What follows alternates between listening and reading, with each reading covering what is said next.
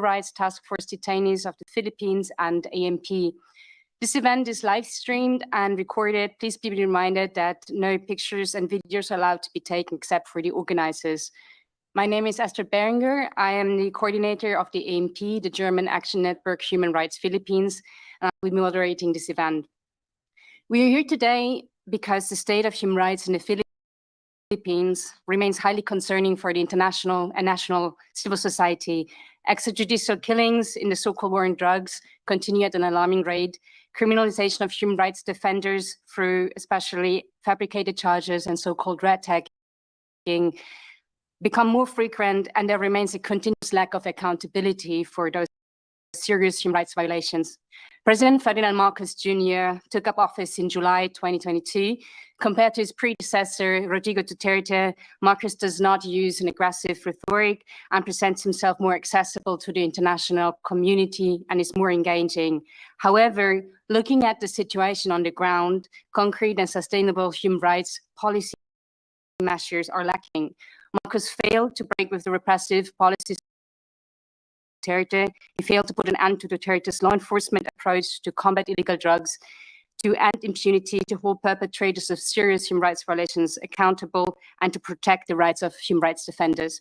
The High Commissioner for Human Rights emphasized in a report of 2020 that there's a need for independent, impartial, and effective investigations into the killings. Against this backdrop, we would like to discuss with you today the current human rights situation in the Philippines and the role of the Human Rights Council to address this. Please allow me to introduce our panelists from the Philippines. We have here to my left, Mrs. Amelia Santos.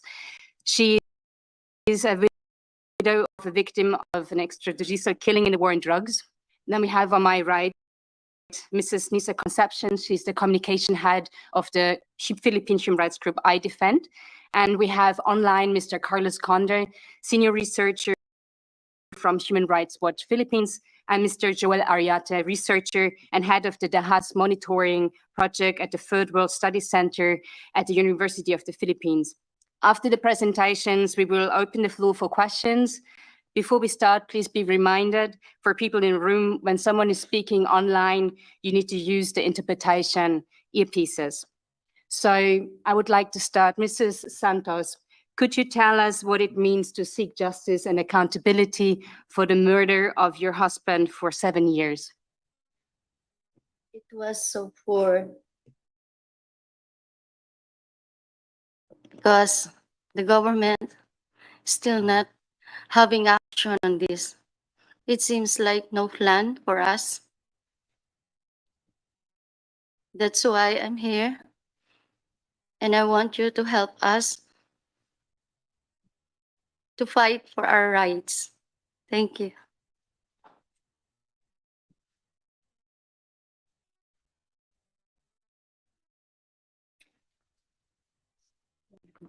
Yeah.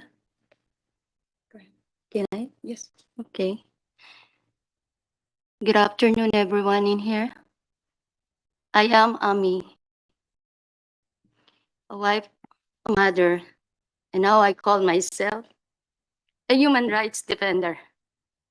I am taking risks to tell this my story publicly despite the fear of reprisal. I have 3 children. My husband is one of the victims of so-called war on drugs in Philippines. We call it tukhang. We're just an ordinary family. We have simple dreams, especially to our children. But not anymore, because my husband died September 21, 2016. In a few days, we will be marking his 7th-year death anniversary. I still cannot forget the pain. I recall the day. It looks like a movie. Armed men came rushing in front of our house. This was a group of police in uniform, some wearing camouflage, some in civilian clothing wearing black and white, some wearing bonnets, some arriving in motorcycles. A few of them wore shirts, Philippine Drug Enforcement Agency initial written on it on the back. They were big, well-built, and armed. As they arrived, they began to shoot everywhere in the area. People in the neighborhood were shocked, and they ran into the houses and closed the doors. Right after the shooting incident, funeral comes. Funeral car come, and all the armed men were gone. As we followed to the funeral, I saw my husband lying on a table, his face and body covered with mud and blood. And I looked at my children. They were crying, shouting, calling their father, their papa. And they were asking me, why? Why, Mama? What happened? After that moment, I knew I needed to be strong. So I took my husband's body so I can prepare his wake. I soon found out that his body bore 28 gunshots. I was in shock and I couldn't believe it. I shouted and I felt anger. I was so desperate that I didn't know what to do and keep asking myself,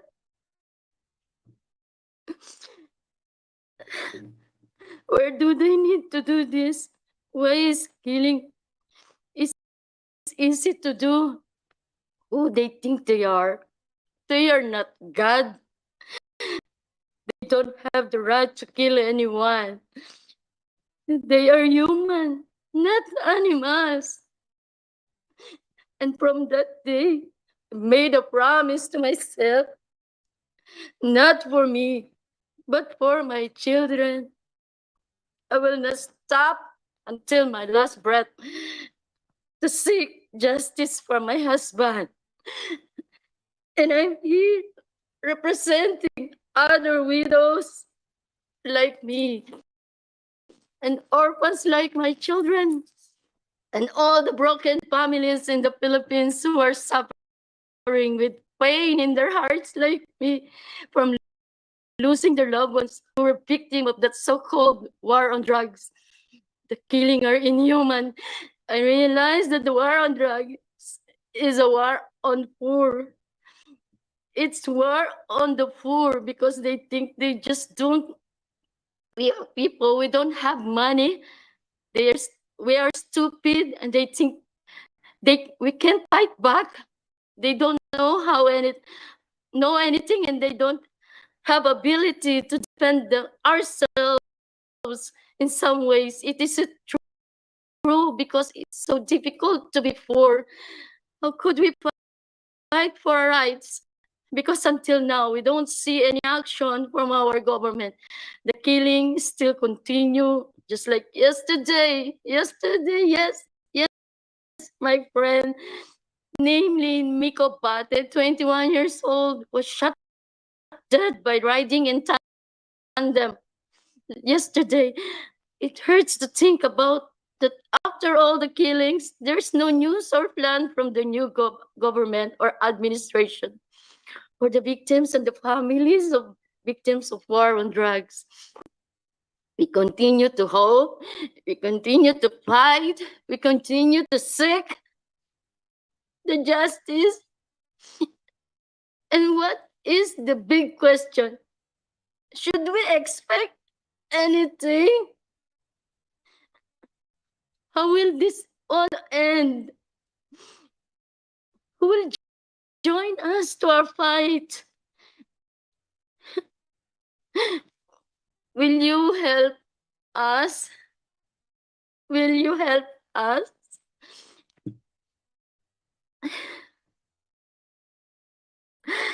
We will be able to get justice because it as one if everyone ignoring the murder of our loved ones what's the plan for our new administration for us, because we haven't heard anything from them, even just a small drop of hope. Even the new administration, the ICC, is only our hope right now. But the government does not want to cooperate. The perpetrators will be punished. It's so sad for us. It's so sad for us who loved ones are victims of war on drugs. We are so hungry. The justice was sick in front of you. In behalf of our families in the Philippines, we are asking that you help us obtain justice and ensure that the war on drugs in the Philippines is not forgotten. Not forgotten. Your support will give us renewed hope, confidence in fighting for the rights of our loved ones. We hope and pray to God that you join us in giving us value, the lives that were killed, all the killed on the war on drugs.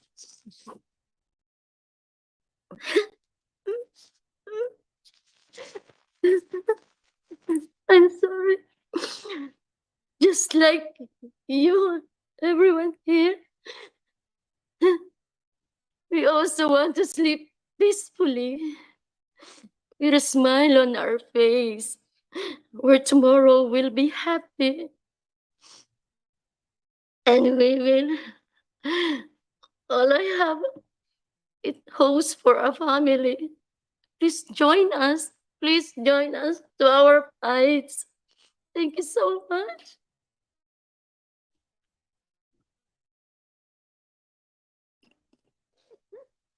Thank you, Mrs. Santos, for coming all the way from Manila to Geneva and to share with us your personal feelings about the murder of your husband, and especially your frustration with the current government for the continuous lack of accountability. We really appreciate your courage to speak here. And now I'd like to give word to Mr. Conde online. What is the current state of human rights with respect to the war on drugs? And what does it need to address the situation? Thank you. Thank you so much, and good afternoon or good evening from Manila.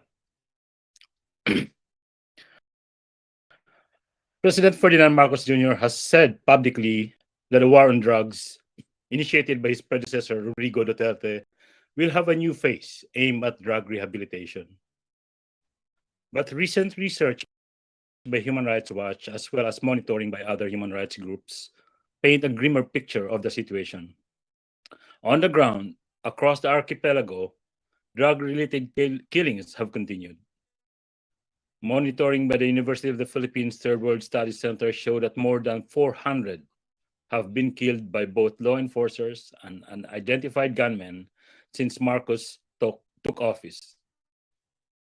Many of these killings occurred in provinces outside of the capital region of Metro Manila, which used to be the epicenter of the drug war. Philippine human rights groups have affirmed to Human Rights Watch some of these findings, particularly the increased number of killings in Davao City. These here have been regular. The perpetrators often just wear civilian clothes, but they are always in groups, said a staff of a human rights NGO in Davao. It reminds us of the days of the Davao Death Squad, he said. That's how bad it is. A reference to the shadowy group responsible for hundreds of extrajudicial killings in that city that is also being investigated by the International Criminal Court. Several relatives of victims of drug-related killings in the past year recounted to Human Rights Watch in recent interviews how their loved ones were murdered.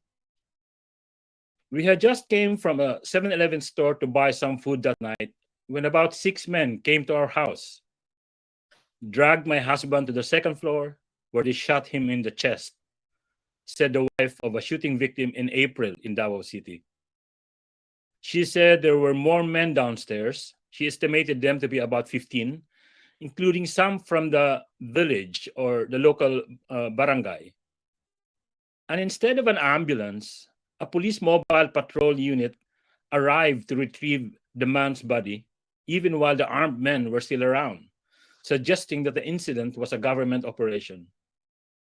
Like some of the recent victims of killings in Davao City that Human Rights Watch verified, the victim had had a run in with authorities who had accused him of theft and small time drug dealing. In Manila, similar killings perpetrated by men in civilian clothing but acting like law enforcers have likewise been monitored. Also in April, a resident of Caloocan, a city in Metro Manila, had just finished dinner when two men, excuse me, on a motorbike arrived at his house.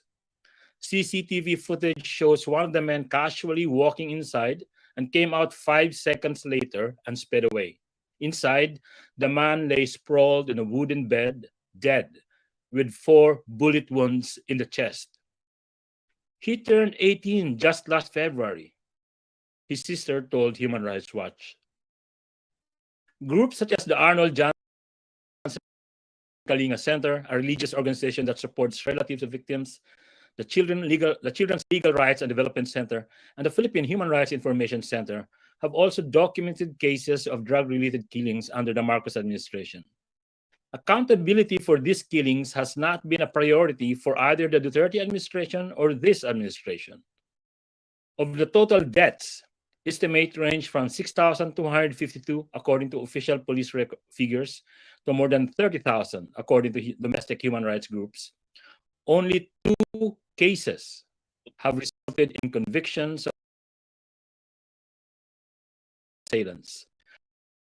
The vast majority of deaths remain uninvestigated. President Marcos has not rescinded the executive issuances or orders that provide wide authority to the police to conduct anti-drug raids and operations, and that are effectively the legal basis used by the police to try to justify unlawful killings.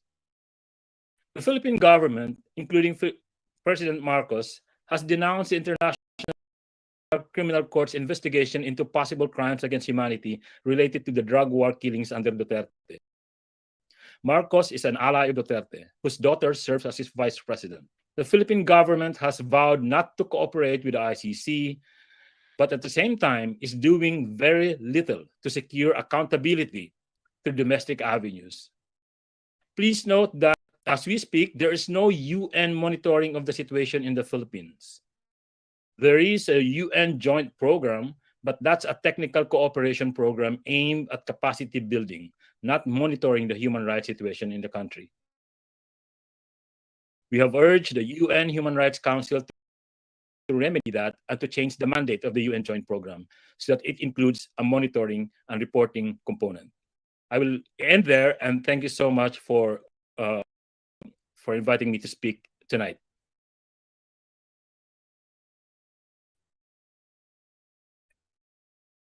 Thank you, Mr. Conde, for your analysis of the human rights situation in the Philippines with respect to the drug-related killings. We have all heard the urgent call for accountability. Now I'd like to give word to Mr. Ariate. Could you explain to us the data and the statistics of the drug-related killings behind the war on drugs in the Philippines, and what is the current trend?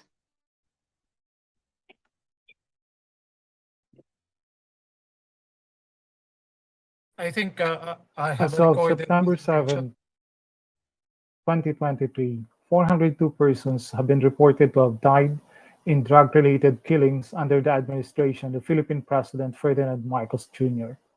During his first year in office, there were 342 fatalities. This is 40 fatalities more than during the last year in office as president of Rodrigo Duterte. Of the 402 fatalities, 164 or 41% were identified in online news reports as pushers or street-level drug peddlers. The next significant category is those we group together under the label unspecified. In most of the online news reports, the main source, if not the only source, is the police that cover the area where the killings occurred. When the police say that they are looking at the drug angle for the motive of the killing, They would often point to the fact that the fatality had been listed in a drug watch list, had been in jail before for drug-related offenses, an associate of a known drug personality, or a drug personality, him or herself. A drug personality could be a drug dealer, a drug pusher, a user. In the current count, 135 or 34% of the killings fall within this category. High profile targets, 45 of them, account for 11% of all fatalities. The Philippine National Police Manual on Anti-Illegal Drugs Operation and Investigation defines high-profile targets as illegal drug personalities, whether local or foreign, involved in the manufacture, importation, exportation, large-scale distribution, transport, or delivery of large quantity of dangerous drugs, controlled precursor and essential chemical substances, laboratory equipment apparatus, maintenance of a drug den, dive or resort, and cultivation of plantation of plant sources of dangerous drugs. The category no known drug ties covers those killed who were considered to be, well, to the police, to be collateral damage of the war on drugs. Those who were considered to be just in the wrong place at the wrong time. This also includes minors, those below 18 years old, and state agents killed during anti-illegal drug operations or whose death was linked to his or her anti-illegal drugs work. There are 34 killings in this category, or 8% of all the casualties. 24 or 6% of those killed were drug users. When they were killed, they were found to be in possession of illegal drugs, often shabu or methamphetamine hydrochloride, which by its amount is determined to be for personal use. The fatalities are mainly young men in their 30s. Most of the victims of reported drug-related killings are male, or 358 out of the 402 fatalities, or 89%. There were 38 female casualties, or 9% of the current total count. The reports on the 6 remaining deaths didn't mention their sex. The age group with the largest number of fatalities were those in their 30s at 87, or 22%, followed by those in their 20s with 64, or 16%, 40s with 54, or 13%, those in their 50s with 23, or 6%, and 2 in their 60s. There were 11 fatalities aged 19 and below, 5 of whom were minors, 2 17-year-olds, 2 15-year-olds, and 1 6-year-old. Of the 402 fatalities to date, 182 or 45% died in the hands of state agents in reported anti-illegal drugs operations. This is 5% lower than in the last year of the Duterte administration. If there's a reduction in the killings committed mainly by the police, this also means there is an increase in cases that are more likely to be vigilante killings. In an identified category, 129 or 32% of the deaths are listed. By unidentified, we mean those killings with witnesses or were captured by cameras, but the true identity of the assailants were not known since they were not arrested.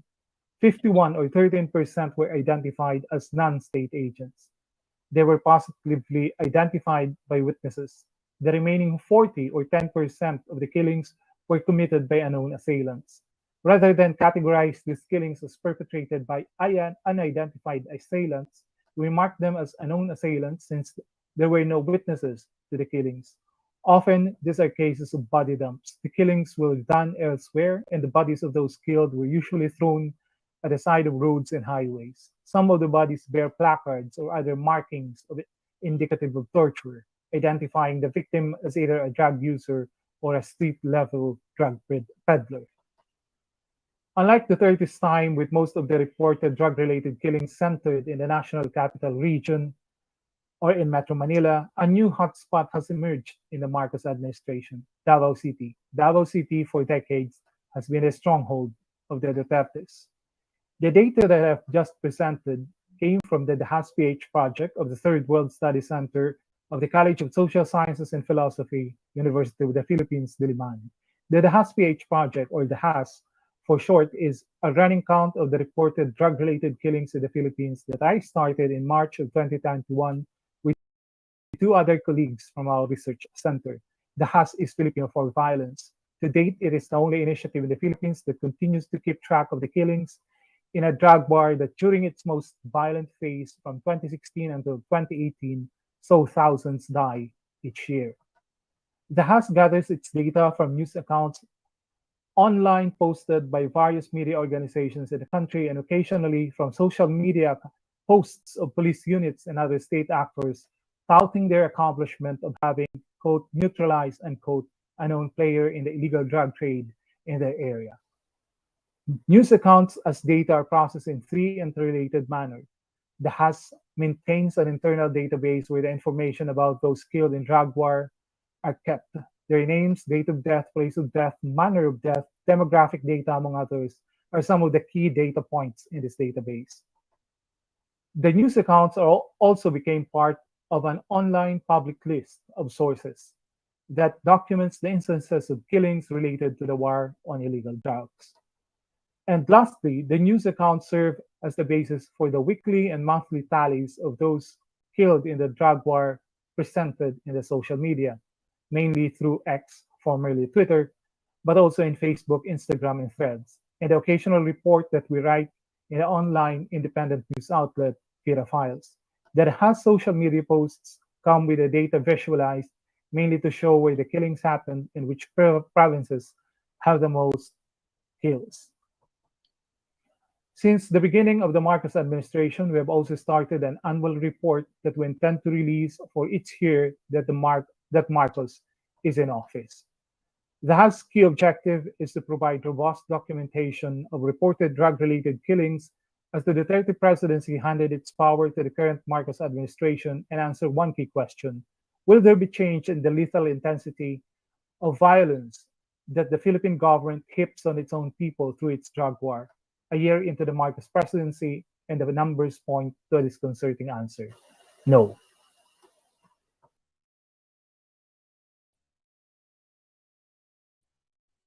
Thank you very much, Mr. Ariate, for your excellent presentation.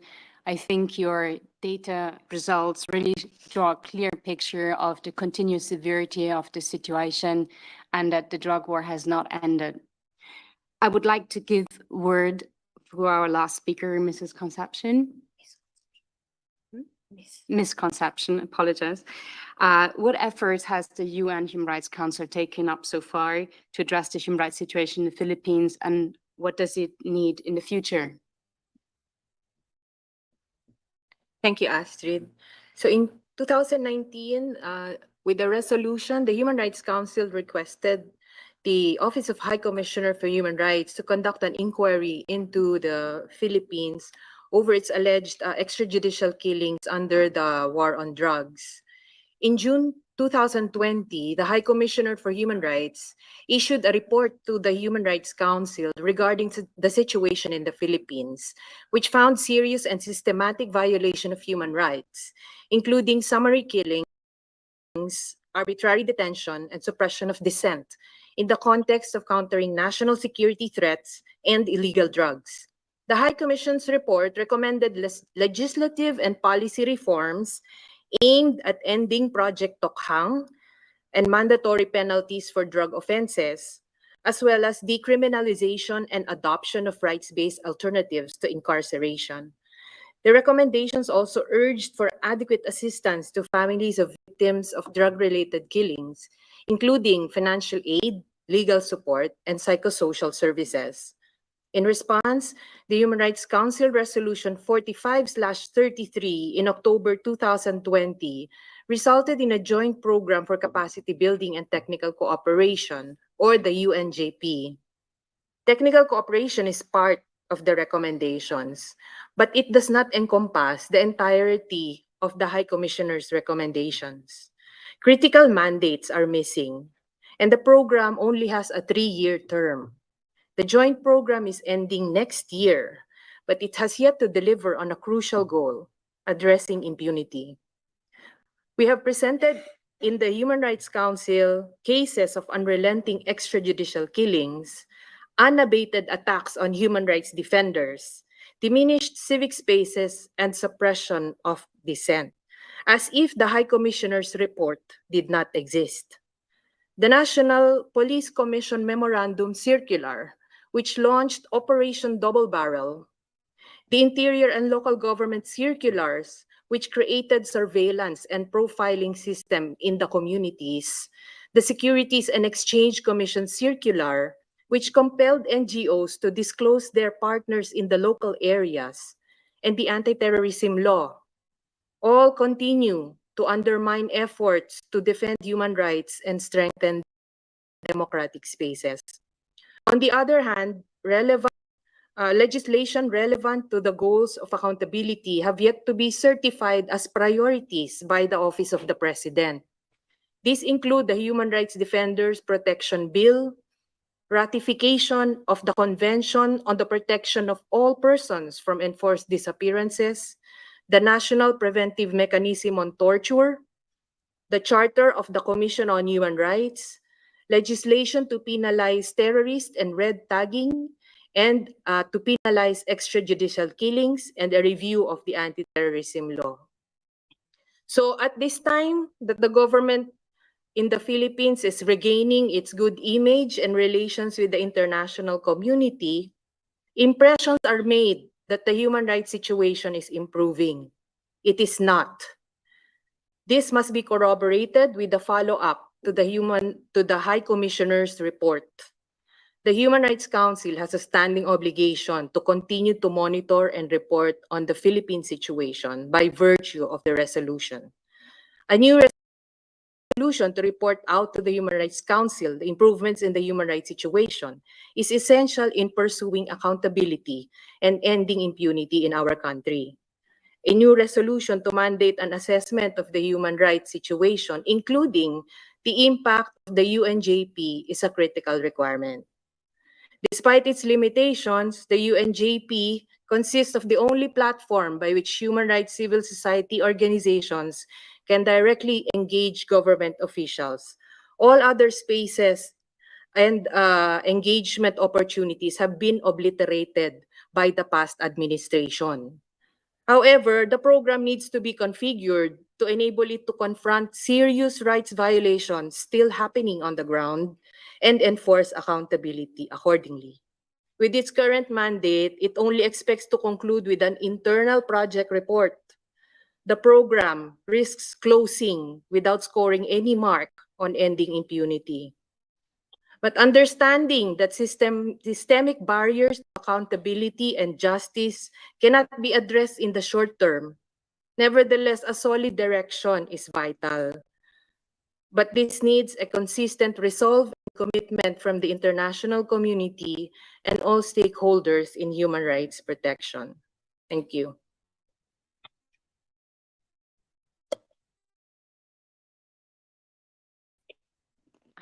Thank you, Ms. Concepcion, for explaining to us the civil society perspective of the implementation of the UNJP and for reiterating the call for accountability measures taken up by the Human Rights Council.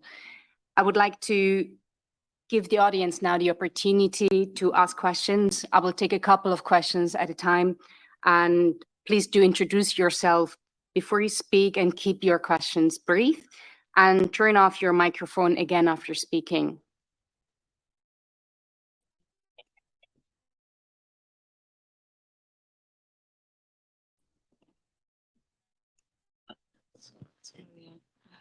வணக்கம்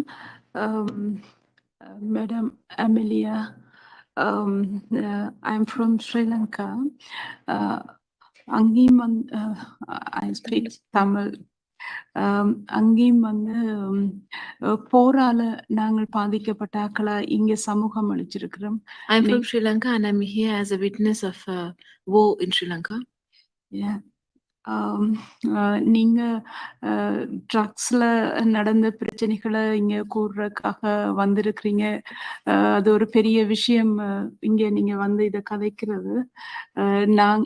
You have come here to witness also, to give your testimony about your plight about the drugs dealing, I mean, drugs concerning the drug extrajudicial killing. இந்த இந்த இந்த அவையை நம்பி நீங்க இங்க வந்து இந்த பிரச்சனைய சொல்றது மிகவும் ஒரு நல்ல விடயமா நாங்கள் பார்க்கிறோம். ஏன்னா நாங்களும் தொடர்ந்து இந்த பிரச்சனையை இந்த அவையில சொல்றக்காண்டி தொடர்ந்து வந்து கொண்டிருக்கிறோம். It's very touching when you speak about your faith, your faith, and it's important that you engage also with this council, because we also, even if it's difficult, we come here regularly to give witness. நாங்கள் நாங்கள் சொல்லி கொண்டிருக்கிறோம். ஆனா இதை பார்க்க எங்களுக்கு நடக்கிறது அவங்களோட கிடைக்கிறது கொஞ்சம் தாமதமா இருந்தாலும் நாங்கள் எங்களோட பிரச்சனையை நம்பிக்கையோடு சொல்லி கொண்டிருக்கிறோம் இந்த அவையில. Even if it's the system is very complicated for the victims to have justice immediately, we have to master it, and we have no choice, and you have to keep faith in the system. உங்களோட உறவுகள் மாதிரி நாங்களும் 1,00,000க்கு மேற்பட்ட உறவுகளோட உயிரை இழந்திருக்கிறோம். As for your loved ones, we also have lost our loved ones, more than 1,000 people approximately. எங்களுக்கும் நீதி கிடைக்கும் என்ற நம்பிக்கையோட நாங்க இந்த அவையில வந்து கதைச்சு கொண்டிருக்கிறோம். உங்களுக்கும் நீதி கிடைக்கணும் என்று நாங்கள் கேட்டுக்கொள்றோம். நாங்கள் உங்களோட இணைஞ்சு உங்களுக்கு ஆறுதலா எப்பவும் இருப்போம் என்ற நம்பிக்கை உங்களுக்கு தரும். You are here for your to get justice for you and the victims. We also do the same, and we assure you that we will support you in your fight, and you can have our international solidarity.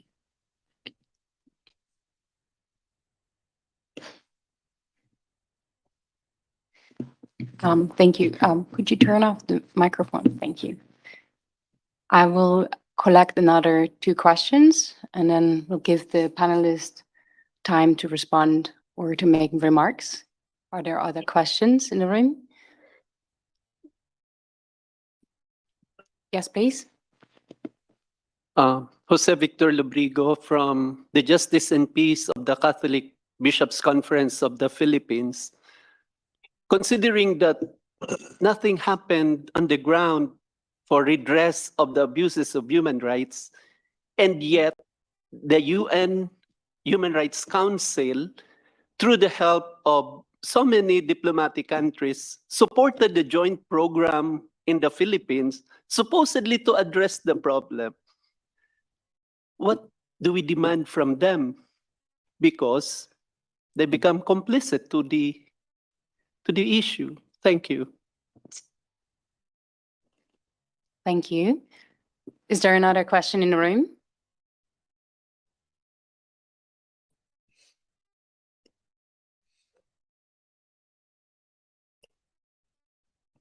Okay, then I will give the panelists the chance to speak again.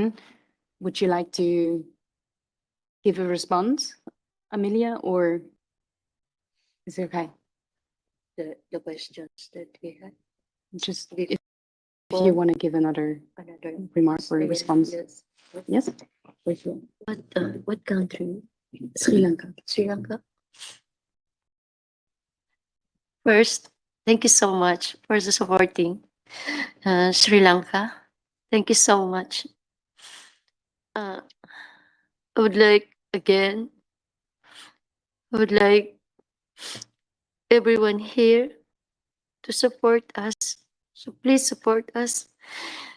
And we were hoping soon that the justice will serve on us, because in the Philippines, obviously, they are not interested like us.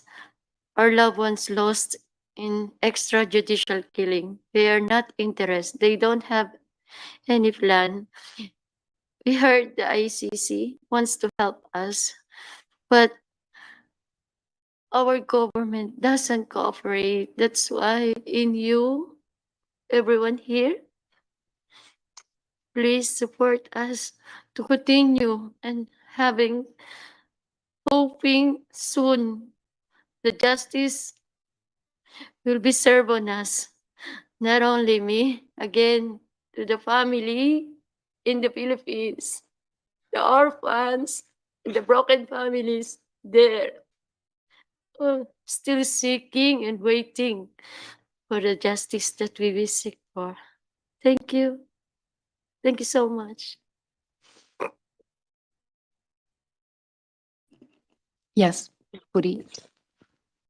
So the question is not from me, but the question is from online. So there's a question from Edil Guyano from Caritas Philippines.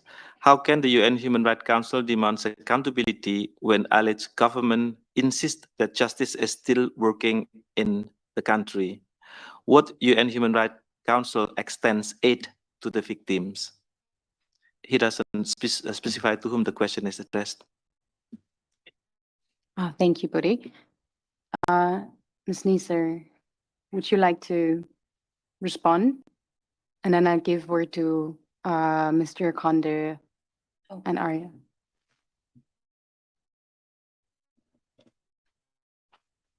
Thank you, Astrid. Well, we realize that the Philippine government has been undertaking international missions and massive propaganda about the improving human rights situation in the Philippines. We think it would be in everybody's interest to conduct an overall assessment as a follow-up to the High Commissioner's report. It would collaborate and validate what the government is saying about the situation that has improved. And we will also have the chance to put the data against the government pronouncement and government findings. That's why we are requesting the Human Rights Council to come up again with a resolution. First of all, to conduct that assessment, because you don't really come up with a program and then just close it, right? It's a basic project operation to have an evaluation whether it really addressed the problem it was supposed to solve or address, no? And we remain very active in the UN Joint Program in the Philippines. We sit in the technical working groups. Every technical working group has a CSO representative, but within the program itself, there are serious limitations that we would really like to engage more to improve. We think we can do it with a new mandate and an extended term. So I think that's one of the approaches that we can do as part of the Human Rights Council response. Thank you. And if Mr. Conde would like to give some more remarks, please. Thank you. This is in regard to the question about the UNJP and what the role of the member states of the Human Rights Council and particularly the donors to the UNJP in all of this. It is, I think, extremely important for member states and the donors to press, to demand on the Philippine government to have a more significant and really serious participation and engagement in how the UNJP is being enforced in the Philippines.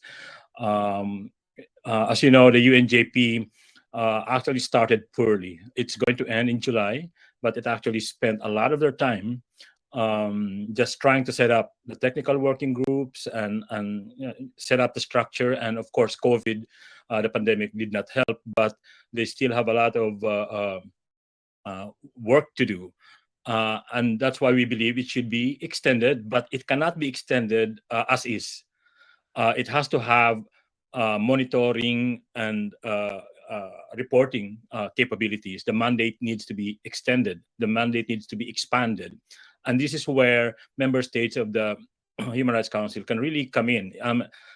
They should really pressure the Philippine government to really cooperate fully with the UNJP, with the many efforts to investigate what's happening in the Philippines. Because unless the government is serious about the UNJP and what it tries to do, it's going to be just for show. It's going to be just a program that the Philippine government can use for propaganda purposes, but has little impact on the ground in terms of improving the human rights, the persistent human rights problems in the country, unless the donor countries, the member states, would expand and strengthen the mandate of the UNJP.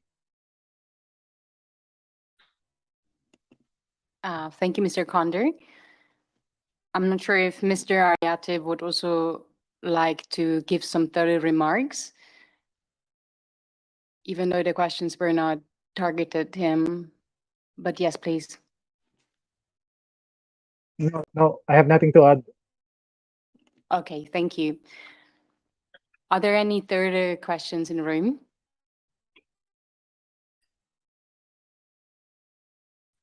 Yes, please. This time is from me. I'm Budi from Franciscan International. My question is to Mr. Joel Ariate regarding the research that you've been doing, in particular in the first year of Marcos' administration. From your research, you presented the fact that now there is a shift of the drug-related killings to take place much more in Davao region instead of Metro Manila.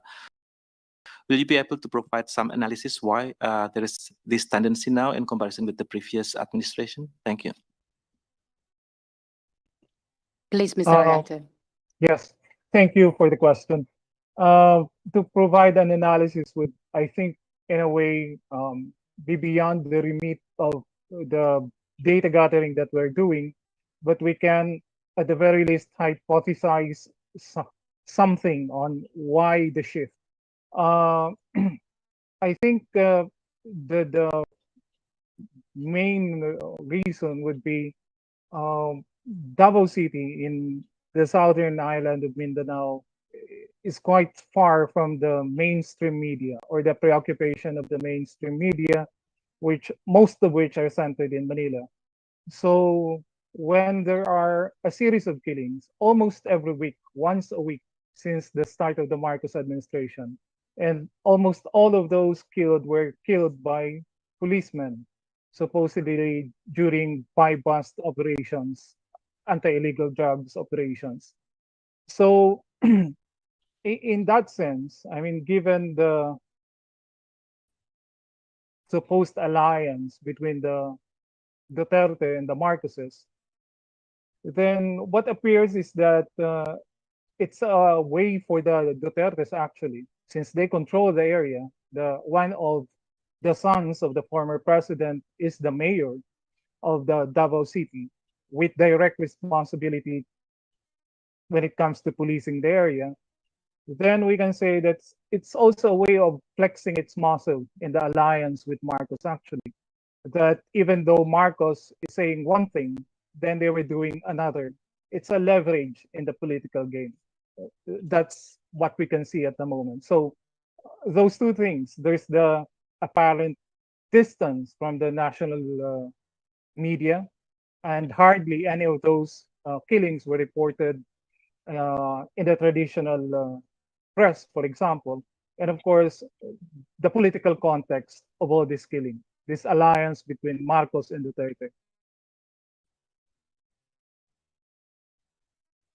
Mr. Ariate. I saw that Mr. Conde raised his hand.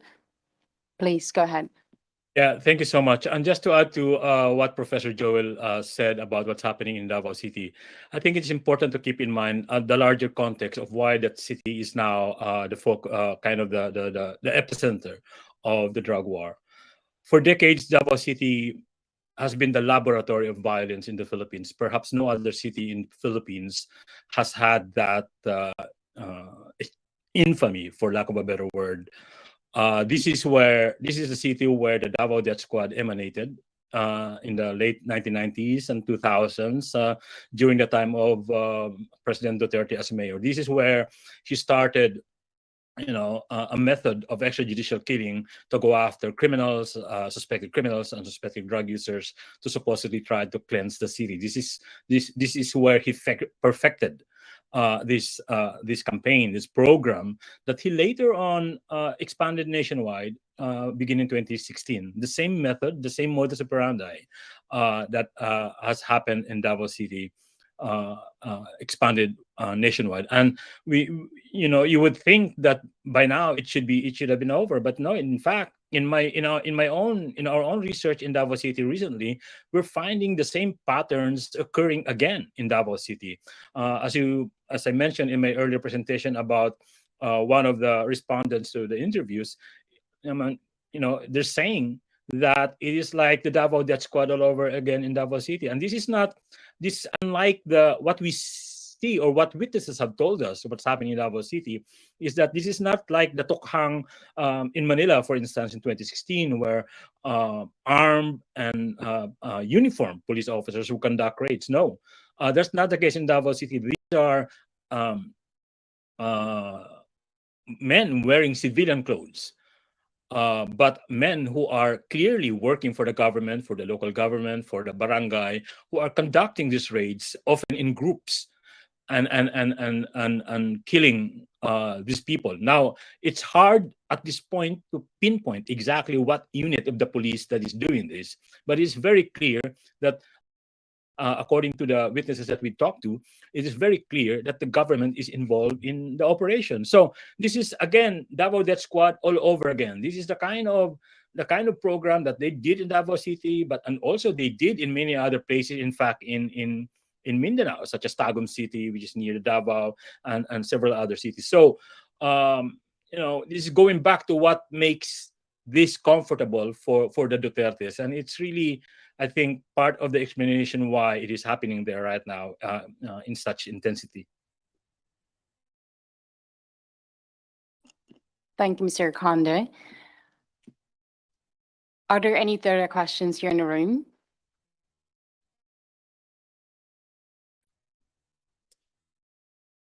Any questions online? Otherwise, we have about roughly 5 minutes left, and I would like to give the floor to our panelists again to make some final remarks. I don't know, do you want to speak again or otherwise? Oh, okay. Maybe Mrs. Neeser, do you want to give some final remarks? Yes, thank you for making some time to come to our side event. I would just like to give an example of how lacking in the framework of accountability the UN Joint Program is. There had been a dismissal of more than 2,000 police personnel and officials reported by the government, because of their involvement in drug-related operations, which resulted in extrajudicial killings. These dismissals only involve firing from the police force, demotion, reprimand, and had their salaries forfeited, or they are deprived of certain privileges. Until now, that was a report in 2019. Until now, no criminal prosecutions are happening. So that is one aspect or one sliver of accountability measure that we are looking at, that we still don't have any concrete approach. We cannot see how the government is doing with these investigations and prosecution. So at least in that aspect, on investigating police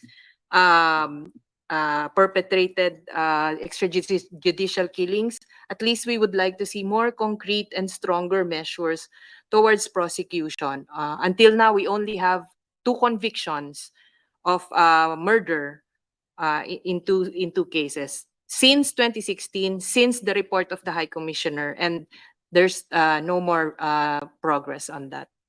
That's it. Thank you. Thank you. Mr. Ariati, would you like to give some final remarks? My only call to the people attending the conference today is that for them to look at the data. The reports from the ground is enough justification to really provide a critical look on the Philippines and how the human rights situation when it comes to the war on drugs and drug-related killings has not improved in any way from the last 2-3 years of the Duterte administration. Look at the data. We're providing the data publicly. You can scrutinize the news reports that are the sources of those tweets, of those Instagram stories that we post. It's there. So use it, I think. Thank you, Mr. Ariate. Mr. Conde, any further last remarks? Yeah, sure. Thank you so much. I mean, the final thought is that on the UNGP, it still can make some difference, but it really needs the government to be serious about it. It needs to stop throwing stumbling blocks at it. It needs to be consistent about about the image that it's trying to show to the international community, that it is right respecting, that things have improved, and yet you have this dissonance where apart from the continued killings, you have officials, high public officials, still behaving the same way. In the Philippines, red tagging has actually worsened. I mean, I'm not saying that because Human Rights Watch has been finally, unfortunately, has been red tagged, but no less than the chairman of the UNJP himself, Justice Secretary Crispin Rimulya. I mean, how is that consistent with what the UNJP tries to do to promote human rights when your top justice official is red tagging civil society organizations? How is this UNJP supported by all of these members country? How is this consistent with the fact that a lot of journalists, a lot of activists are still being targeted by spurious charges, being accused as terrorists, being held to court for their for expressing dissent? A lot of inconsistencies. So again, the donor countries, the Human Rights Council members, they need to urge or pressure the Philippine government to get its act together to make the UNJP work.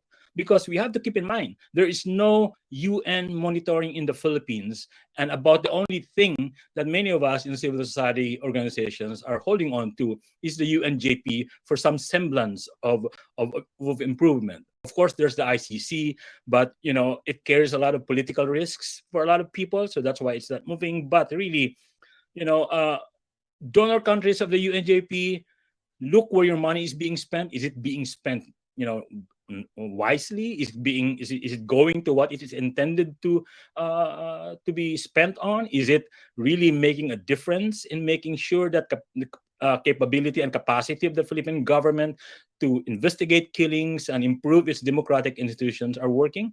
They need to have that I would say accountability within the UNJP, because otherwise, again, as I pointed out earlier, it will just be for show. If the the UNJP ends with nothing to show for. Thank you. Thank you, Mr. Condor. Thank you, everyone, for participating. We will end the session now. Special thanks to our panelists, and especially to Mrs. Santos for sharing her personal experience here. What is clear today is that the human rights situation in the Philippines is dire, and that there is a strong and continuous call for accountability and the need to use the UNJP to address this. But it also needs further actions from the international community and the Human Rights Council. Thank you very much, and if you'd like, we will be outside of the room for further discussions. Thank you.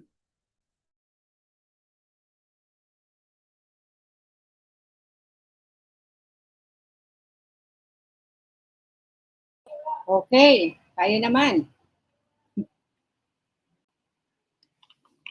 Jay, maraming salamat sa side event, no?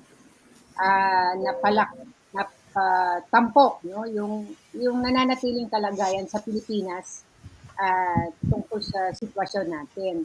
At inaanyayahan po natin, no, yung ating nanonood, meron pa tayong mga discussion at baka mamaya ay magkaroon tayo ng pagkakataon na makausap ng ating mga panelists, no?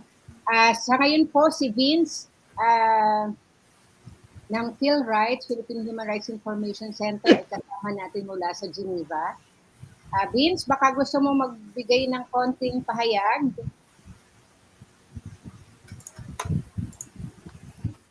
Yan. Hello po, magandang tanghali dito sa Geneva at magandang gabi po dyan sa Pilipinas. So, pangatlong araw na po namin dito sa Geneva na nakikipag-usap po sa mga embassy, sa mga missions po ng iba't ibang bansa para kumbinsihin namin sila na ipagpatuloy po or i-reform din yung UNJP. So far, nakausap na po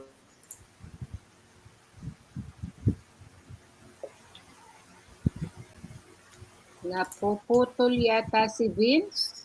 O sa akin lang ba siya nawala? Mukhang naputol. Oo nga, oo nga. Hindi po kasi ganun kaganda ang ang Wi-Fi signal sa UN dahil sa Human Rights Council building dahil maraming magamit ito. Ayan na ulit. Ayan, okay na po ba? Yes, dinig ka na ulit namin, Vince. Dinig ka na ulit namin. Ayan. So, yan, nasa labas na po ako nung session hall. At yun, salamat Ate Rose.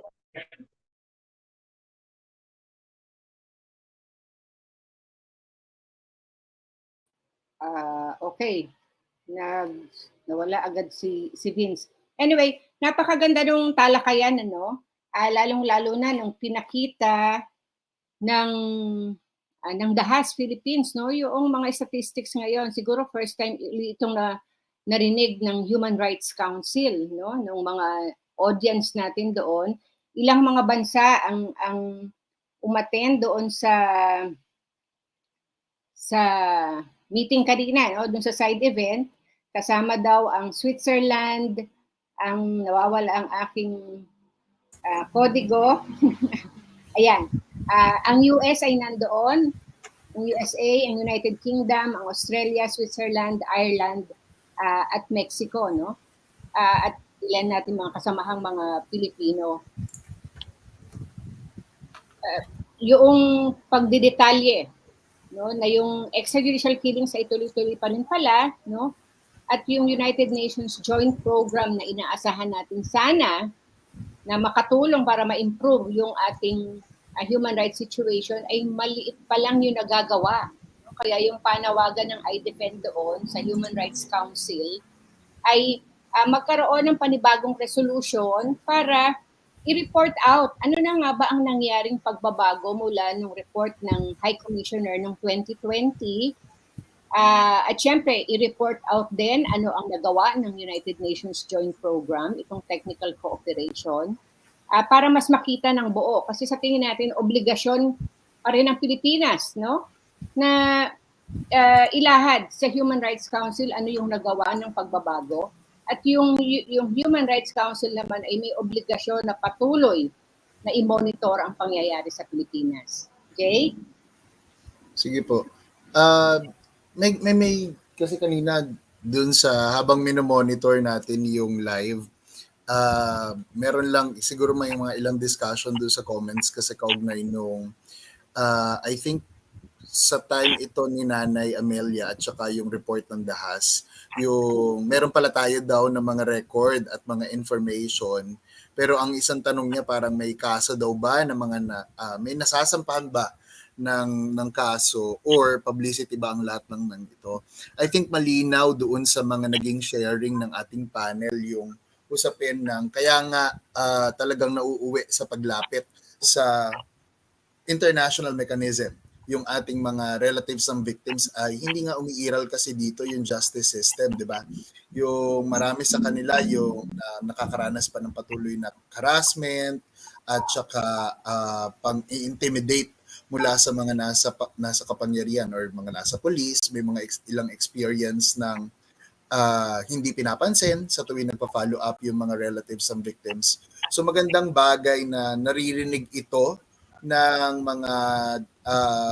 mga member states ng UN at saka ng Human Rights Council kasi hindi ito something na i-report definitely ng government.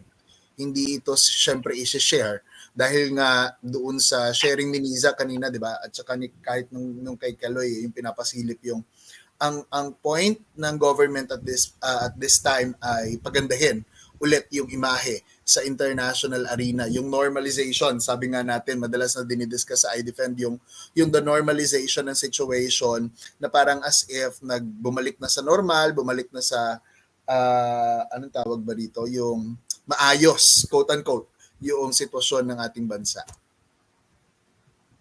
Sana makausap natin siguro further si Niza o kaya si Nanay Amelia mamaya kung medyo maayos yung signal ni Vince.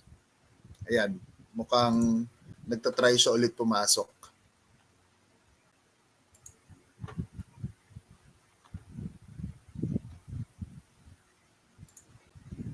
Tapos siguro gusto ko lang isingit din, tinatry po natin as much as we can siguro na parang paano ba?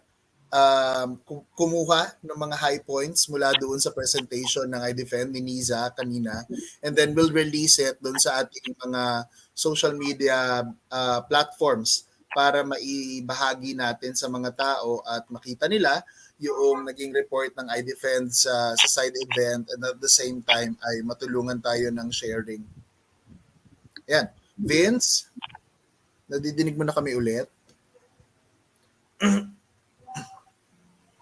Vince?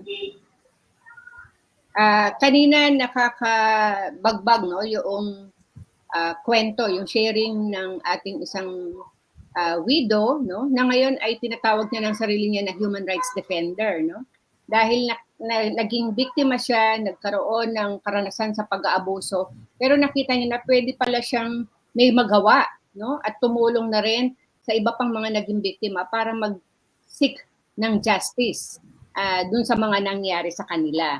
No? At matingkad yung binanggit kanina na may tuloy-tuloy pa rin yung impunity, walang kaparusahan. No? Kahit na nga merong mga administratively ay na-dismiss, pero doon sa libo-libong namatay sa panahon ng war on drugs at tuloy-tuloy pa ngayon, dadalawa pa lang ang conviction. No? Parang nakakaloka naman yata no? Na ganun lang ang nangyayari. Yung pangako ng Department of Justice, naalala ko pagpasok, bago matapos ang term ni Duterte, nagkaroon ng interagency panel para i-review daw yung mga extrajudicial killings. Tapos, noong pagpasok na ni Marcos, nawala na ulit yun. Hindi na natin alam kung ano nangyari. No? At may kasama tayo ngayon sa room. Si Trixie? Sino si Trixie? Anyway, katulad ng binabanggit ko, ngayon noong magre-report na yung ICC at itutuloy ang investigasyon, bigla na namang inilabas ang Department of Justice na itutuloy daw nila yung panel to review yung mga killings, pero hanggang ngayon wala pa rin tayong naririnig. Paano na kaya yon? No? Kaya naghahabol tayo sa Human Rights Council. May obligasyon ang Human Rights Council na patuloy na i-monitor ang nangyayari sa mga bansa na nagkakaroon ng mga gross violations. No? At hindi enough, hindi sapat yung isang technical cooperation lamang para ma-resolve ito. Kaya kung itutuloy man ang UNJP, dapat i-reconfigure, i-redesign, no? Palakasin, katulad ng binabanggit ni Nisa at ni Kaloy kanina. Parang, kumbaga, dagdagan ng mandate. Yun yung kuha ko kanina doon sa binabanggit ni Kaloy yung wala nga kasi siyang investigating power.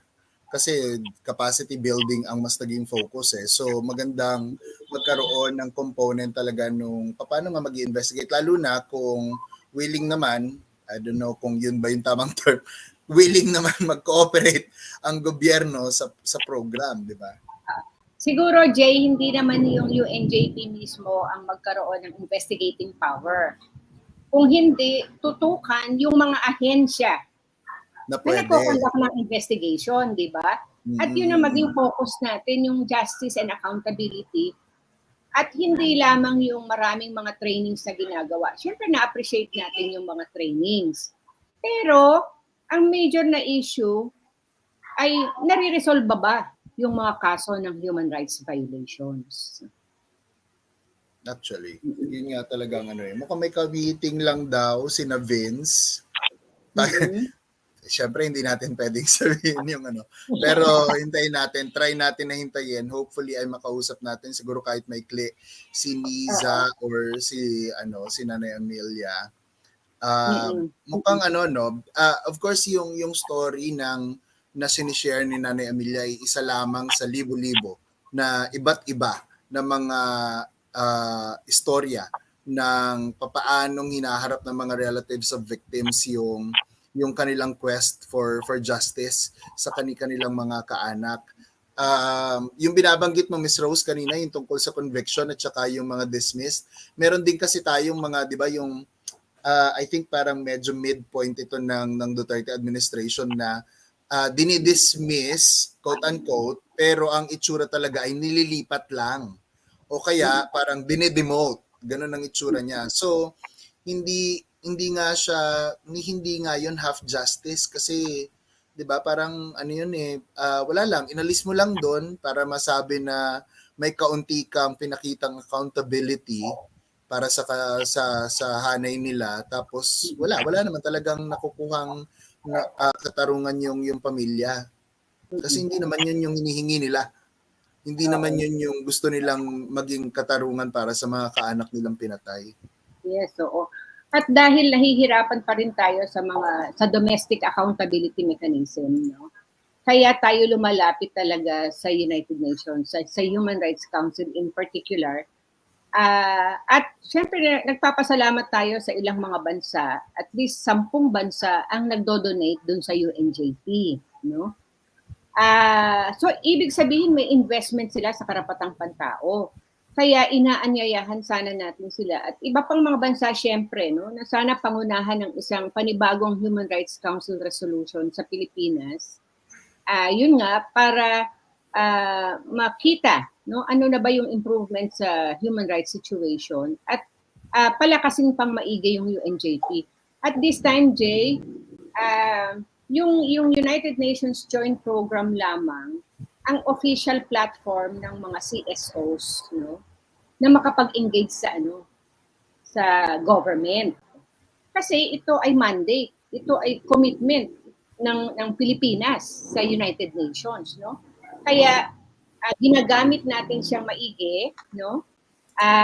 Para magkaroon tayo ng space, no, para makausad tayo sa ating mga issue sa karapatang pantao. Ayan. Salamat, Kaloy. Kasama na po natin si Mr. Kaloy Conde ng Human Rights Watch na ang tapang-tapang ng pag-share kanina.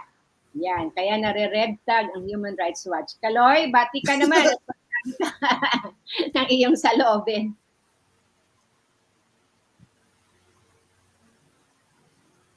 Ayan, naghahanda pa po siguro si Kaloy. Kaloy, pasok ka lang ha, anytime na pwede ka na magsalita. Yan.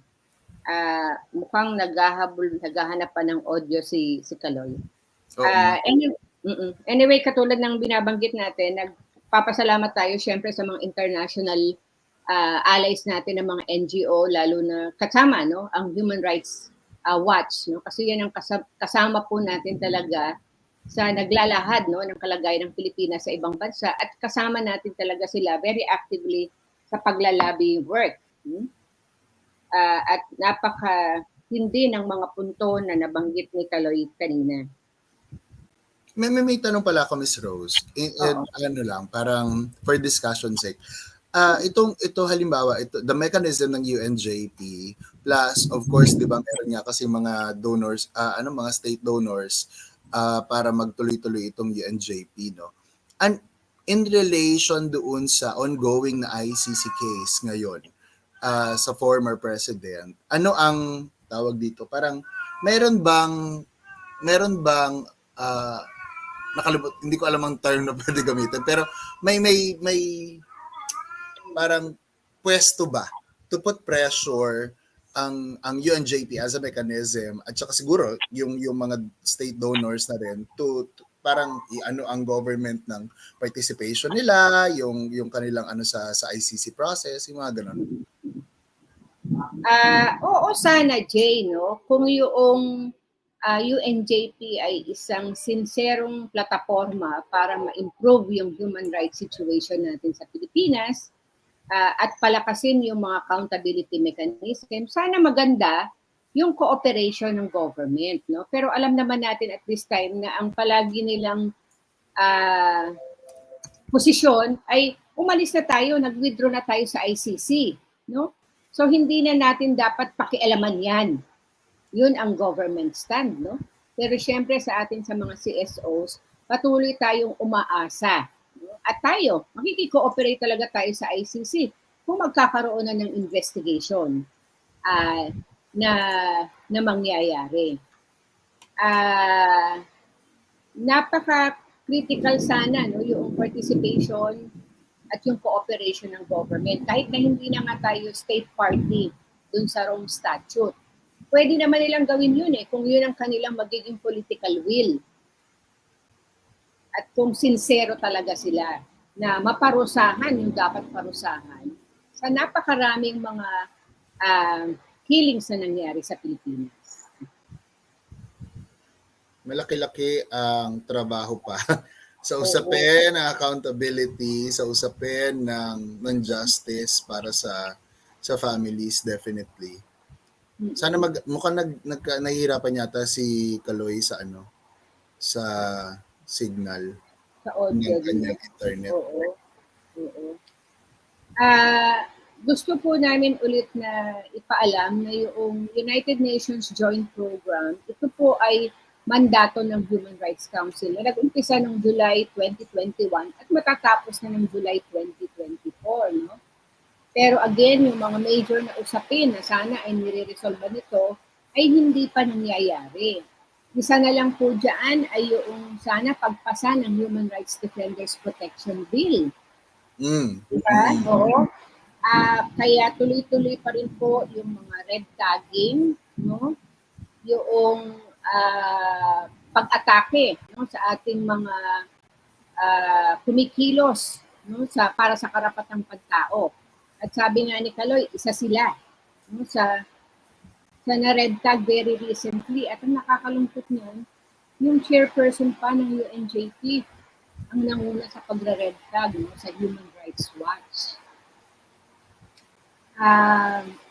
Sana yung UNJP ay ang malaki ang papel nun dapat sa pagpasa ng Human Rights Defenders Protection Bill. Pero hindi pa yun nangyayari. Recently, no, nakapagsampa na ng case yung isang broadcaster, si Atom Arroyo, doon sa case ng red tagging sa kanya, no. Nung, of course, at that time ay si Lorraine Badoy pa ang nasa NTF-ELCAC, pero wala na siya ngayon doon. Pero nakapagsampa na siya ng case nito lang. Na. Pinig mo na kami. Magandang gabi. Magandang gabi, sorry. Can you hear me? Yes po. Okay. Ano meron? Sige, Kaloy, baka pwede mo namang tagalugin yung mga major na punto kanina para sa benefit ng ating mga nasa community na nanonood. Okay, sige. Basically, yung nabanggit ko kanina doon sa side event sa Geneva, well, nasa Manila ako ngayon, so baka sabihin na nasa Geneva din ako, ay yung sa UN Joint Program kasi, merong tingin namin may matinding pangangailangan na diinan ng mga donor countries at saka mga miyembro ng Human Rights Council. Ito yung mga mga bansa na bumubuo ng Human Rights Council, na diinan nila ang gobyerno na talagang seryosohin itong ginagawa ng UN Joint Program. Ang nangyayari kasi parang may danger na ma-discontinue ang joint program. Parang ang naririnig natin, hindi masyadong seryoso ang gobyerno na i-enforce ito. Ang ilang mga punto pa ay yung kailangan kasing makita ng publiko, makita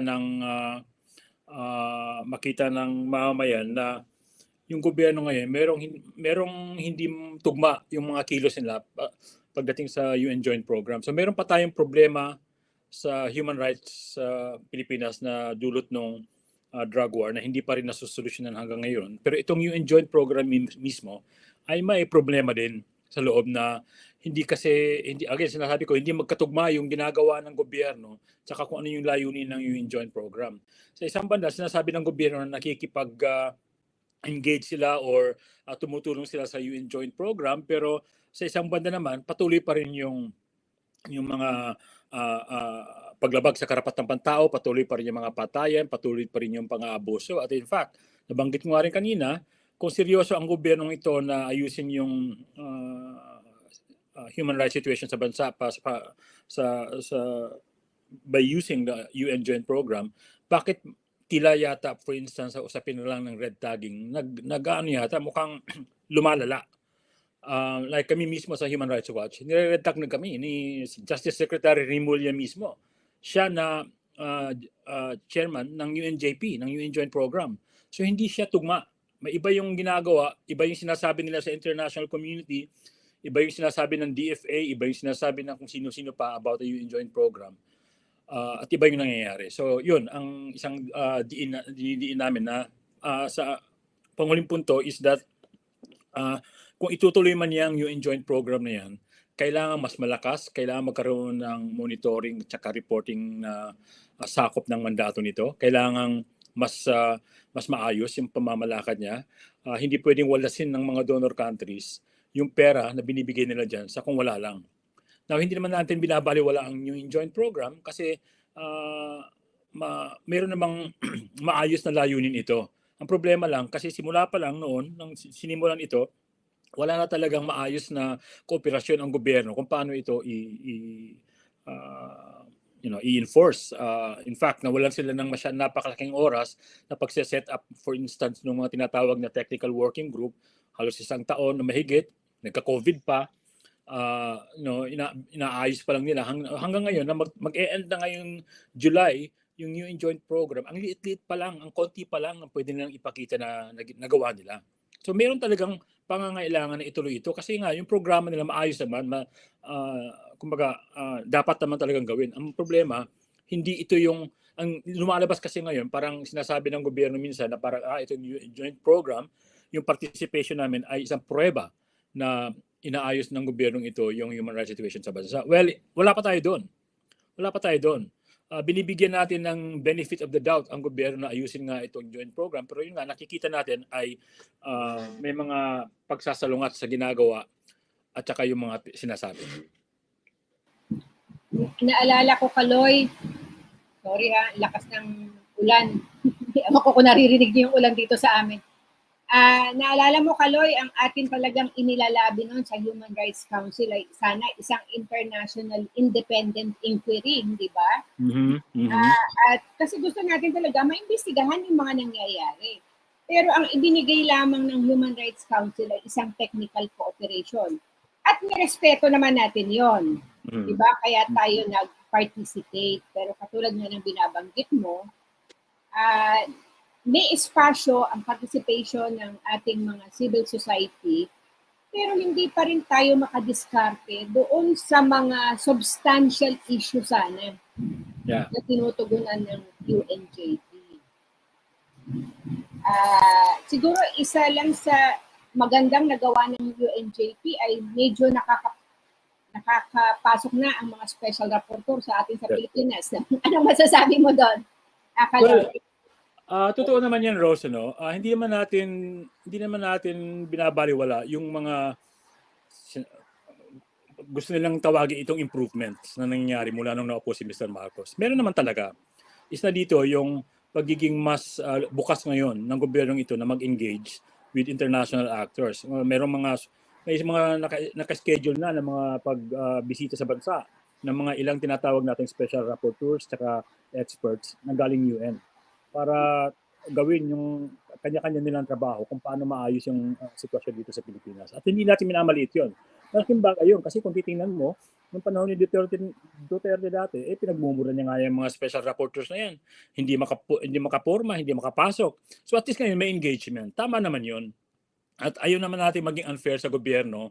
In fact, ayaw din naman natin maging unfair kay Secretary Rimulya kahit na red tag niya tayo, na may totoo na din naman na may mga efforts siya, halimbawa na ayusin yung jail decongestion. Ilang libo ang napalaya mula sa kulungan. Totoo yun. That's to his credit.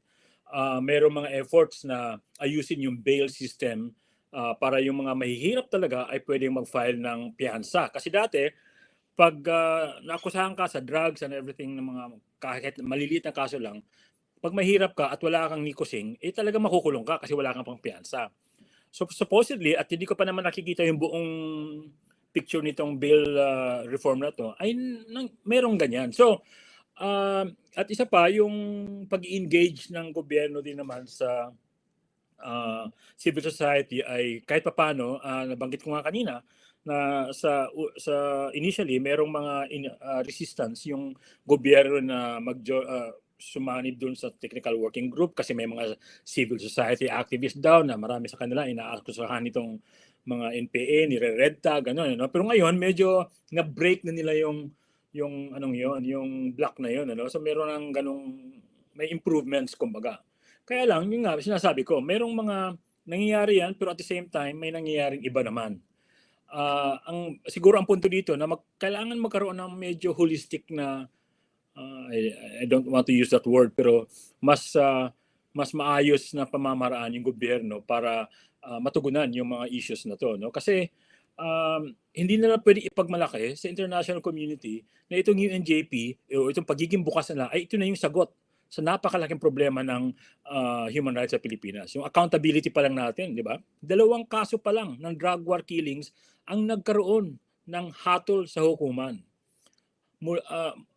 Libo-libo yung mga kaso na yan. 2 kaso pa lang. So, sana yung iba?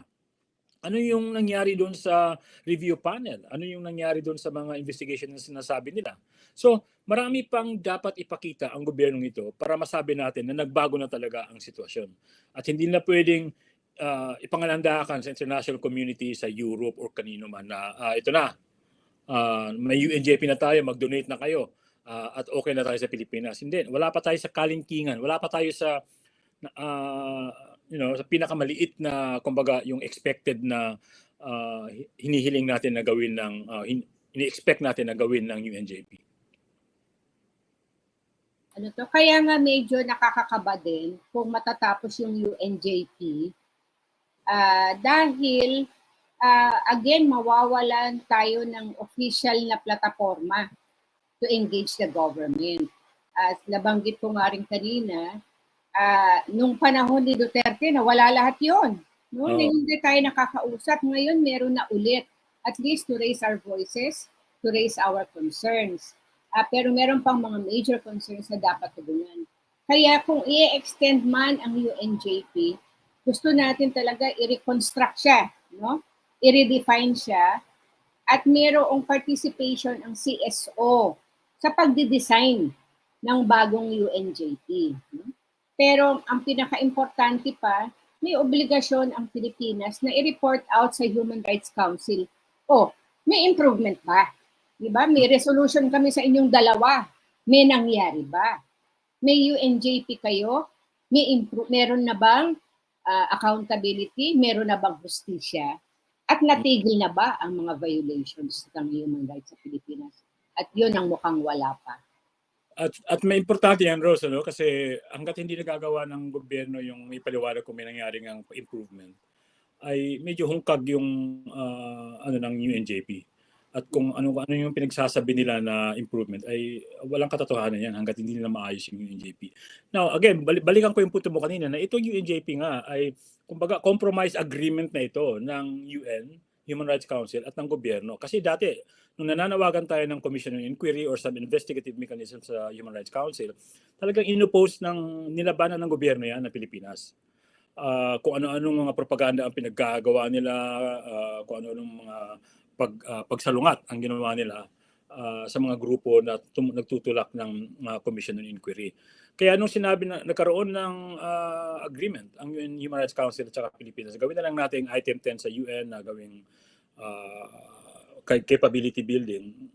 Wala natin, kumbaga, okay, sige, wala kami magawa yan kasi sa totoo lang naman kasi sila ang decisive nun eh. Wala naman tayong participation doon sa kung paano nila gawin yung trabaho nila sa UN Human Rights Council. Sila yan, gobyerno at saka yung mga member states. So, yung mga napag-agrihan nila, ang sinasabi naman natin ngayon, yun na nga lang yung nagawa ninyo. Ayusin nyo naman. At wag kaligtaan or hindi ito dahilan para wag tingnan or tumingin sa wag pansinin yung mga tuloy-tuloy na paglabag sa karapatang pantao at siyempre yung kakulangan pa rin ng accountability dun sa mga patayan nung nakaraan.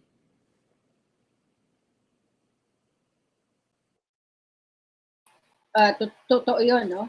At siyempre, tuloy-tuloy pa rin yung ating pagkilos, no?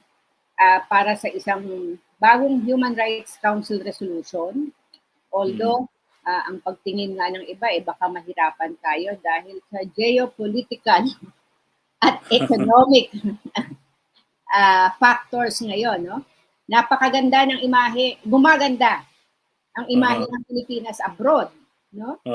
Kaya siyempre, sinasamantala din yan ng mga countries para matiyak na yung interest nila at yung interest ng Pilipinas, no? Sa security issues, sa political at trade, no?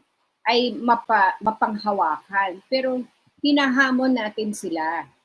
Kung totoo po ang inyong paninindigan sa karapatang pantao, kailangan nyo pa rin i-assert yung obligation ng Human Rights Council, no? To ensure that really something is really happening sa human rights situation ng Pilipinas at ito ay nag-i-improve. Tama ba ako sa pagtingin, Kaloy? Actually, tama yan, Rose. Pero dagdagan ko rin lang na yung aksyon ng Human Rights Council ng mga member states ay hindi lang naman dapat dun lang sa UNJP.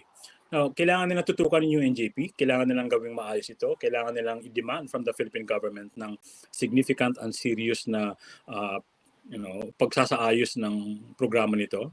Kasi ang ano dito, ang Philippine government naman ang key participant dito eh. Nasabi ko nga, ang DOJ ang namumuno dyan. Hindi naman ito, ang mag-i-enforce dapat ito ay gobyerno. Tumutulong lang ang UN dito. Ngayon, kung ang gobyerno mismo ay hindi tumutulong ng maayos, saan papunta yan? At sa isang banda, ang sinasabi ko rin na pwedeng gawin ng mga member states ng UN Human Rights Council. Halimbawa, pwede silang, apart from mag-donate, ay pwede sila actually manindigan na itong gobyerno ng Pilipinas ay respetohin at makipagtulungan sa International Criminal Court. Kasi nabanggit mo kanina, Rose, na wala nang ibang platform na mag-ano ng redress. No, totoo yan. Kasi pag nawala yung UNJP, talagang mawawala ng platform ang mga biktima ng human rights kung saan nila idudulog yung mga hinaing nila, no? Mawawala talaga. Ngayon, ang maiiwan na lang dyan na hindi pa naman talaga tulotodong kumbaga makita natin na may positive na outcome ay yung ICC. Pero yun nga, meron kang ICC at inaano nila, kumbaga ino-oppose nila ang ICC. So, ang mga member states ay dapat ito ang sabihin nila na oy, Pilipinas, President Marcos, makipagtulungan kayo sa ICC. In fact, medyo nagalak nga ako na ginawa yan ng German Embassy. Yung bagong German ambassador, kapuupo pa lang niya nandito at sinabi niya sa CNN Philippines na hinimok niya yung gobyerno na makipagtulungan sa ICC. Dapat may mga ganun pa rin silang ginagawa. Kasi hindi ito tipong civil society lang o mga biktima lang ang nagkikipagbunuan sa gobyerno para maayos ito. At mapunta tayo sa trade, nabanggit mo, Rose, related na rin dito. Dito rin papasok yung papel ng EU GSP Plus at itong tinatawag nilang Free Trade Agreement. So, dapat naman talagang ayusin din naman ng EU. Ngayon, itong nangyayari kasi, dahil nga ang sinasabi na rin mismo ng EU, yung presidente nga nila sabi, siya ang unang nagsabi na improve na raw ang situation sa Pilipinas. Kaya palakpakan ng mga tao, di ba? Na hindi naman totoo. Ang ano ng EU dito, sinasabi nila na improve na, kaya mafe-phase out, malamang mafe-phase out yung GSP Plus at papalitan ng free trade agreement. Natingin namin ay may problema din kasi kailangan din ng under the free trade agreement, meron din mga human rights components yan. Hindi na nga gumana yung GSP Plus na pinangangalandakan nila. Anong ma-expect ng tao na itong FTA na to ay magiging iba? Kasi walang napakitang record ang European Union na maayos yung pag-implementa nila, pag-enforce nila ng GSP Plus. Wala. Kasagsagan ng patayan, wala naman silang ginawa. Sinuspend nila yung FTA negotiations pero hindi naman nila pinagsasabi.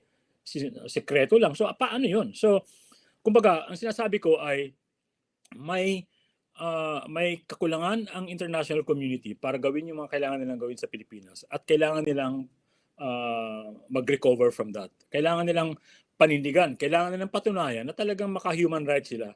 At hindi lang tipong human rights pag convenient sa kanila or human rights pag pag binigyan sila ng mga produkto mula sa Pilipinas, titingin na sa iba, wag nang tingnan yung mga nangyayaring paglabag sa karapatang pantao. Na yun ang kinatatakot ng marami pagdating dito sa FTA.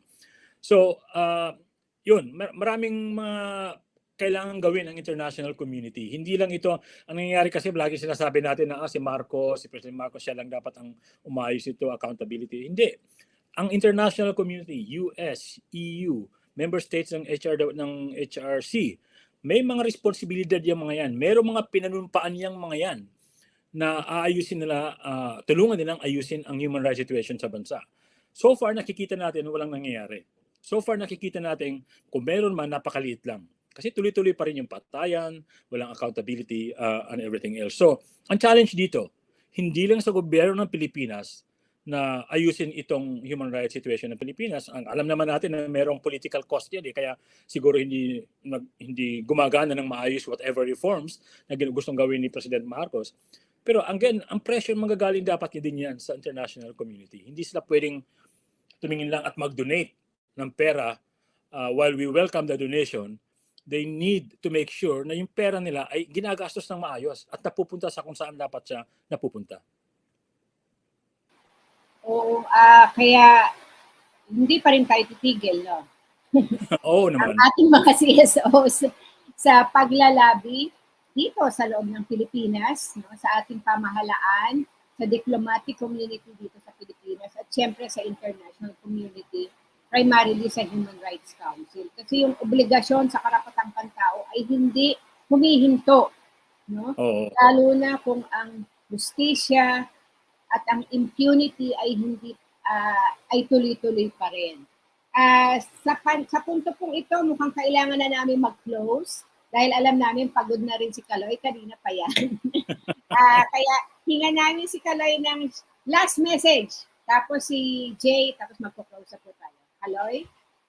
Salamat, Rose, mabilis ang pag-imbita at buti nga naka-join pa ako, at napaka-importanteng talakayin nito at yun lang ang sinasabi ko na kailangan nating iparating sa mga international actors na ang dami-dami pa nilang pwedeng gawin dito sa Pilipinas. Kasi ngayon, dahil nga sa politiko, dahil nga sa mga kung anong mga pinagagawa ng mga politiko dito sa Pilipinas, hindi natin sila maasahan na gawin ang pag-ayos ng human rights situation on their own. Kailangan ng tulak ito mula hindi na sa civil society, but kailangan na rin from international actors. Kailangan nilang gawin yung kailangan nilang magawa na i-press ng Philippine government na panindigan yung mga sinasabi nila. Huling punto ko, merong mga improvement sa mga situation, may mga open engagement, yung sabihin na natin na improvement yung the fact na 400 pa lang yung namamatay kumpara sa 6,000 daw, kay Duterte 6,000 lang, na improvement na yun. Although medyo nangingit ako dyan sa punto na yan kasi 400, ang dami pa rin nun. Kung isa nga lang, marami pa rin yun. So, yun, marami pang kailangan mangyari para masabi natin ng seryoso or ng kumbaga may sinseridad na nag-i-improve na ang sitwasyon sa Pilipinas. At so far, hindi pa na nakikita yan. Thank you. Maraming salamat, Kaloy. At Jay, last words mo, Jay. Actually, ganda rin sinabi ni Kaloy . Pero siguro para lang doon kasi parang na-notice ko po kanina, yung mga nakaabang or yung mga nanonood ng ating live stream, karamihan mukhang mga relatives ng victims dahil doon sa mga comments nila. So siguro gusto lang natin ulitin sa mga kaanak ng mga naging biktima ng gera kontra droga na patuloy niyo pong kasama ang iDEFEND at ang lahat ng mga kasaping organisasyon ng iDEFEND sa laban para sa katarungan. Hindi tayo titigil, kagaya ng sinabi kanina ni Ms. Rose, hindi tayo titigil sa lahat ng ginagawa natin hanggat hindi natin nakakamit yung katarungan.